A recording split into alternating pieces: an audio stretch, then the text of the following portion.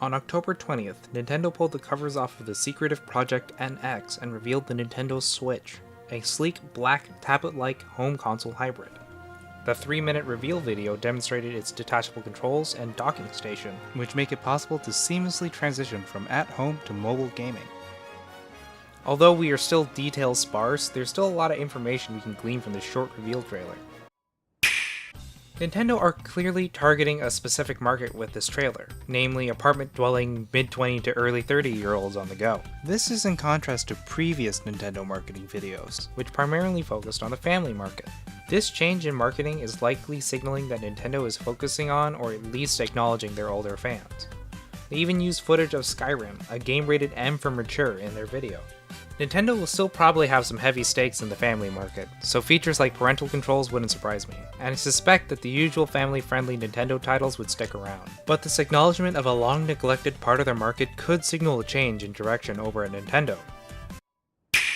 Nintendo didn't say much about the technical specs inside of the Switch. In the video we see that it has a headphone jack and the games come on cartridges, but we don't know much else besides that. A blog post by Nvidia confirmed that the console is powered by a custom Tegra processor, including a GPU which is, quote, based on the same architecture as the world's top-performing GeForce gaming graphics cards. For those of you who aren't mobile hardware enthusiasts, here's what that all means. Tegra is Nvidia's line of SoCs, which stands for System on a Chip. An SoC is a chip that puts several different pieces of hardware together in a neat little package, perfect for space-limited devices like smartphones. The Tegra chips combine a CPU, GPU, and a bunch of parts that make it work with the rest of the system. The SoC that will go into the Switch will likely include a CPU designed by ARM architectures, like the ones in the 3DS and other Tegra chips.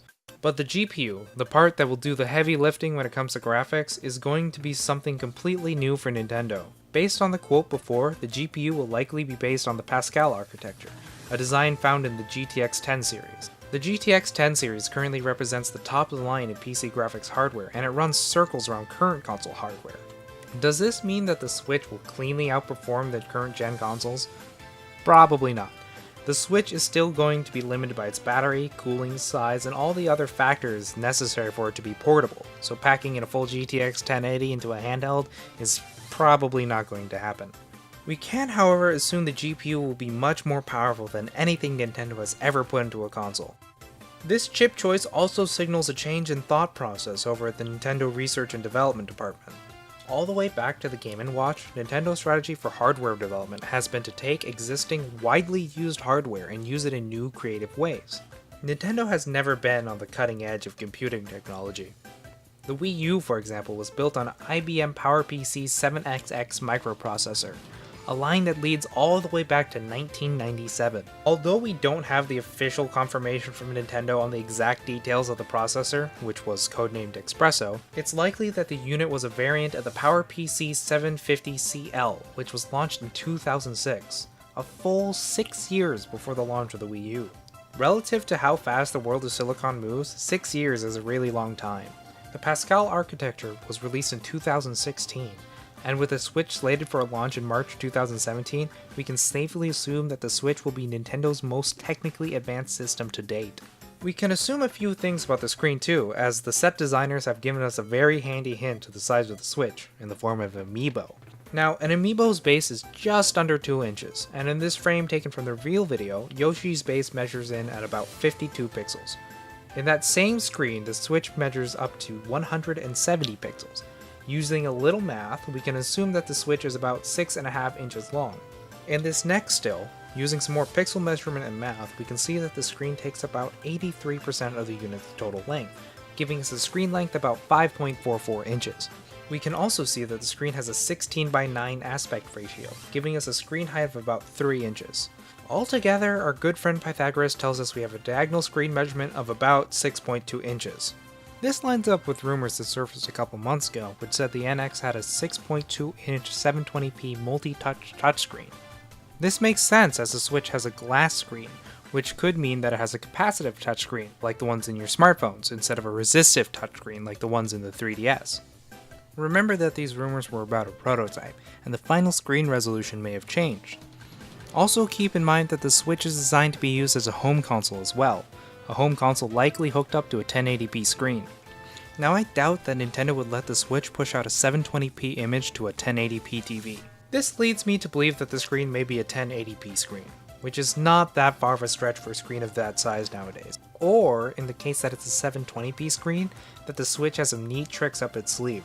Considering the Nvidia hardware, it's not a long shot to say that the console would switch to rendering at 1080p when docked. Having a lower resolution screen and therefore a lighter GPU load would do a lot for battery life, but a 1080p screen would look better.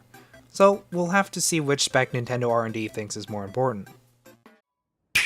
Nintendo seems to have learned a lesson from one of the biggest criticisms of the Wii U, that being the lack of third-party games. The reveal trailer featured both Skyrim and an NBA game, and the press release included a hefty list of third-party partners. And with Nvidia developing the APIs, the Switch may be an inviting platform for developers who previously haven't worked with Nintendo.